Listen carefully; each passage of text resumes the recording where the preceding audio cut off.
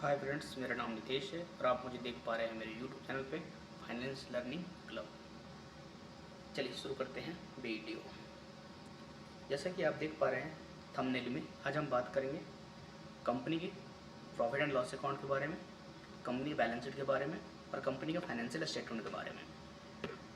मुख्यतः आज हम 3 चीज़ पे बात करेंगे और ये एक तरह से पूरी कंपनी का जान होता है। मेजर जो कंपनी का जो स्टेटस को समझने के लिए हमें इन 3 पड़ाव से गुजरना होता है: profit and loss account, financial accounting यानी balance sheet and cash flow. अगर ये तीनों आप देख पा रहे हो, सही समझ पा रहे हो, तो आप समझ जाओगे कि हाँ, कंपनी लॉन्ग टर्म तक रहेगी या ख़त्म हो जाएगी। तो चलिए शुरू करते हैं वीडियो। प्रॉफिट लॉस अकाउंट समझते हैं। सबसे पहले प्रॉफिट लॉस अकाउंट है क्या? प्रॉफिट एंड लॉस अकाउंट है आपका कोई भी किया गया ट्रेडिंग से होने वाली प्रॉफिट मार्जिन। यानी कि आप अगर किसी चीज़ को बनाते हैं और बेचते हैं या किसी चीज़ का सर्विस देते हैं आप, तो सर्विस प्रोवाइड कराने में जो एक्सपेंसेस और जो इनकम है उसका बीच का जो प्रॉफिट है यानी मार्जिन है। आपका इनकम 100 रुपये का है और एक्सपेंसेस आपका 60 रुपये का है, तो आपको 40 रुपीज़ यानी 40 रुपये का आपको प्रॉफिट है। हम छोटे फिगर इसलिए बता रहे हैं कि आपको थोड़ा सा ध्यान रहे, और ऐसे हम लाख करोड़ 1000 2000 5000 जो भी चाहिए आप अपने हिसाब से उसे समझ सकते हैं। चलिए हम 1000 का फिगर हम समझते हैं। आप किसी चीज़ को, सर्विस को प्रोवाइड कराते हैं किसी कस्टमर को, कोई चीज़ सेल करते हैं, सर्विसेज। मान लेते हैं कि आप कोई ब्रॉडबैंड की कंपनी है, आप एयरटेल की सर्विसेज का एक आपने वो ले रखा है ट्रेडिंग फ्रेंचाइजी। तो आप अपने एरिया में एयरटेल के जितने भी सब्सक्राइबर हैं उनको अप्रोच लगाते हैं कि मेरा ब्रॉडबैंड लिया जाए। वो लेते हैं, आप उनको 100 रुपये का बेचते हैं कि हाँ 100 रुपये मंथली सर्विस वो आपको फीस रहेगा देने होंगे। तो आप किसी से ख़रीदते भी तो होंगे, उसको सप्लायर भी तो होगा आपको कोई जिससे आप इस चीज़ को मंगवाते होंगे। आप उसे 80 रुपये में सप्लायर से लेते होंगे, तो 80 रुपये में सप्लायर से लिया और 100 रुपये में हमने कस्टमर को बेचा, तो जो 20 रुपये की जो प्रॉफिट है वो हमारा प्रॉफिट है।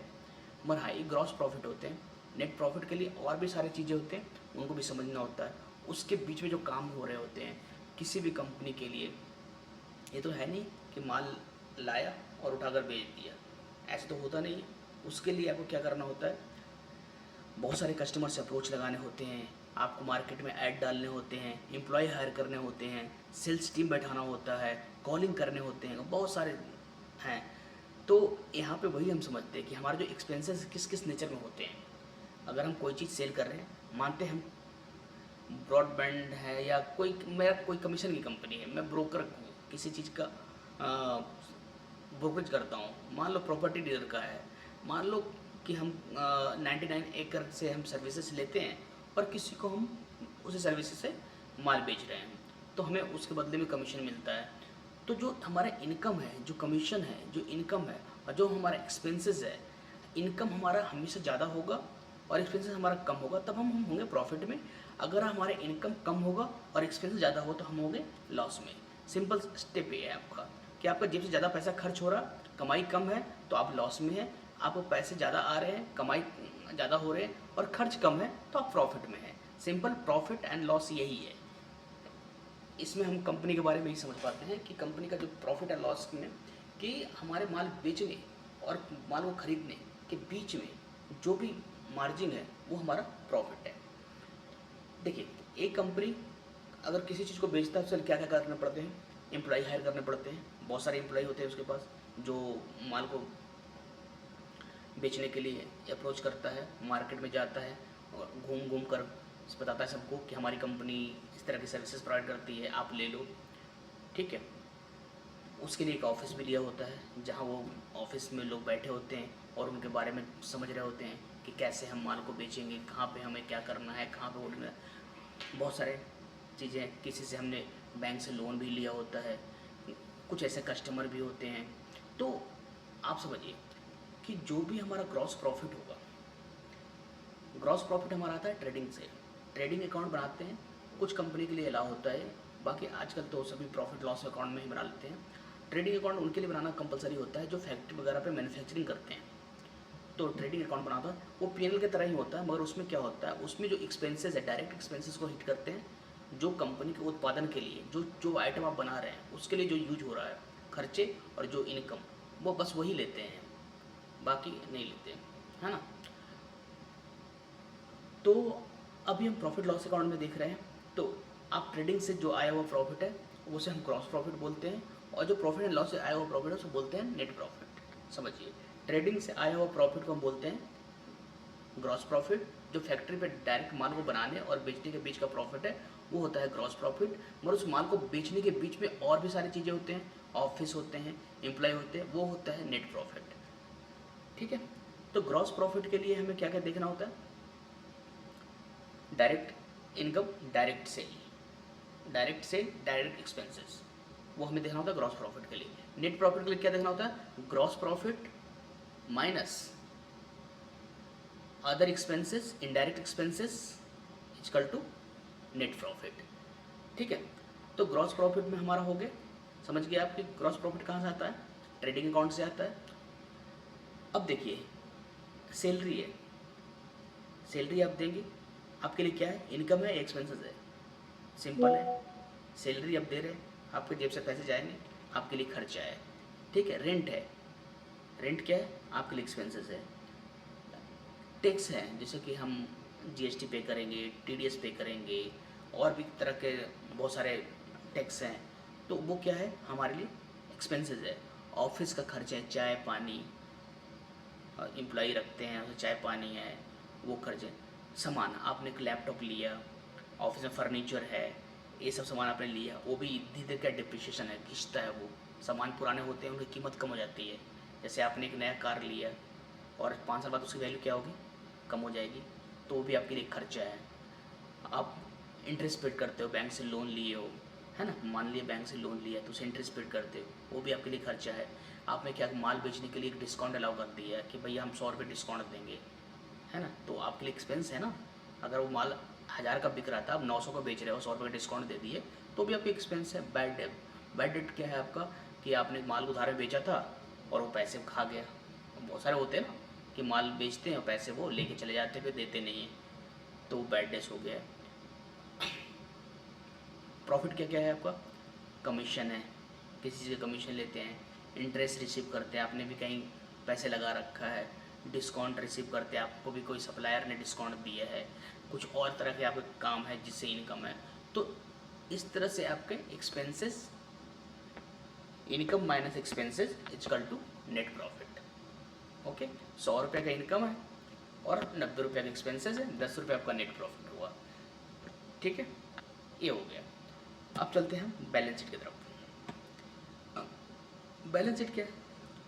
बैलेंस शीट में क्या है कि आपकी कंपनी का जो ओवरऑल स्टेटस है, कि आप कंपनी की एसेट क्या है, लायबिलिटी क्या है, उसको समझते हैं। तो कंपनी में एसेट और लायबिलिटी के जो रोल होता है सबसे ज़्यादा होता है। आपके पास क्या खर्च, क्या है संपत्ति, और क्या आपके पास उधार है जिसको आपको चुकाने हैं। लायबिलिटी क्या है आपके पास और एसेट क्या है।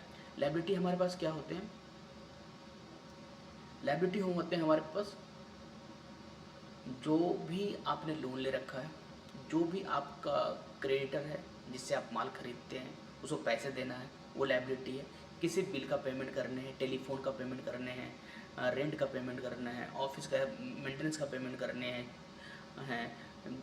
एम्प्लॉय का सैलरी पेमेंट करने हैं, जो भी सारे हैं वो हमारा क्या है, वो सारे के सारे जो लायबिलिटी है एक तरह से, वो लैब में आउटस्टैंडिंग एक्सपेंसेस है, वो सारे हमारे लायबिलिटी का पार्ट है। और एसेट का पार्ट क्या है? जैसे हमारे पास लैंड है, बिल्डिंग है, मशीन है, फर्नीचर है, बैंक बैलेंस है, कैश बैलेंस है, डेटर्स हैं, है ना, बिल्स रिसीवेबल है, ये सब हमारे एसेट का है। तो सिंपल ये है, एसेट और लायबिलिटी यहाँ पे हमें देखना होता है कि हमारा एसेट और लायबिलिटी इक्वल होना चाहिए, कि जो भी हमारे पास एसेट है उसके अगेंस्ट उतना ही लायबिलिटी होगा। हम कहते हैं कि asset equal to liability plus equity. हमारा जो भी एसेट होगा उसके बराबर का ही हमारे पास लायबिलिटी और इक्विटी होना चाहिए। लायबिलिटी और इक्विटी अगर बराबर है तो एसेट है, वो एसेट जितना होगा उतना ही लायबिलिटी और इक्विटी होगा। तो हम बैलेंस शीट किस लिए बनाते हैं? बैलेंस शीट बनाकर हम कंपनी के बारे में पता करते हैं कि हमारे कंपनी का एसेट कितना है, लायबिलिटी कितना है, और कंपनी का स्टेटस क्या है। कैश फ्लो, कैश फ्लो क्या है? कैश फ्लो ये है कि कंपनी को जब हम माल बेचने के लिए, कंपनी ने माल बेचा, प्रॉफिट दिखाया कि हमने क्रॉस प्रॉफिट लिया, 20 रुपये कमाया, तो 20 रुपये हमारे पास आया भी है या नहीं आया है। कोई भी कंपनी है वो दिखाता है कि हमें 100 करोड़ रुपये का प्रॉफिट हुआ और उसका कैश फ्लो में पैसे ही नहीं आ रहे, तो मतलब कि कुछ ना कुछ उसमें गड़बड़ है। हो सकता है कहीं वो फॉल्स सेल कर रहे हैं, या सारे के सारे पैसे बैड डेस होने वाले हैं, या कंपनी की माला स्थिति खराब है, वो कुछ ना कुछ फ्रॉड चल रहे हैं वहाँ पे। ठीक है, तो कैश फ्लो सिंपल क्या है, कंपनी की जो प्रॉफिट है, नेट प्रॉफिट है, उसको दिखाता है कि अगर कंपनी का नेट प्रॉफिट आपका 100 रुपये है तो आपका कैश फ्लो में अब भी बैलेंस लगभग 100 रुपये होनी चाहिए कि हाँ कैश जो है डायरेक्ट कंपनी में यूज हो रहा है, कैश फ्लो वो भी 100 रुपये का होना चाहिए। तो कैश फ्लो बनाने का मकसद होता है कंपनी का जो नेट प्रॉफिट है, कंपनी का जो नेट इनकम है, वो हमारा सही तरीके से रिसीव हो रहा है कि नहीं हो रहा है। तो ये हमने पूरी वीडियो आपको नहीं बताया, हमने समझाया है सिर्फ इसमें कि फाइनेंशियल रिपोर्टिंग में क्या होता है। प्रॉफिट एंड लॉस अकाउंट होते हैं, बैलेंस शीट होते हैं और कैश फ्लो होते हैं। इन तीनों चीज़ के बारे में हम संक्षेप में बताया आपको। इस पर हम डिटेल वीडियो लेके आएंगे आपको, उसमें 1 बाई 1 एक एक पार्ट को कवर करेंगे कि प्रॉफिट लॉस अकाउंट में income, expenses, net loss, net profit, है ना, ये सब कुछ दिखाएंगे। बैलेंस शीट में हमारा लायबिलिटी, एक एक लायबिलिटी, एक एक एसेट, करंट एसेट्स क्या है, करंट लायबिलिटी क्या है ना, इस बैड डेट क्या है, प्रोविजन को बैड डेट क्या है, इन तो ये सारी चीज़ें हम डिटेल बनाएंगे। ये हमने आपको सिर्फ एक कॉन्सेप्ट दिया है कि फाइनेंशियल होता क्या है, पीएनएल होता क्या है, कैश फ्लो होता क्या है, और इसको हम किस लिए बनाते हैं, क्यों बनाते हैं।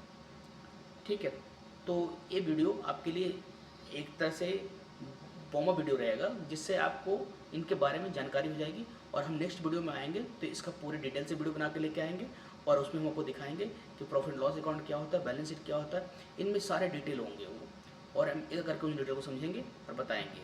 तो अभी के लिए बस एक छोटी सी वीडियो से ख़त्म करते हैं, मिलते हैं नेक्स्ट वीडियो के साथ।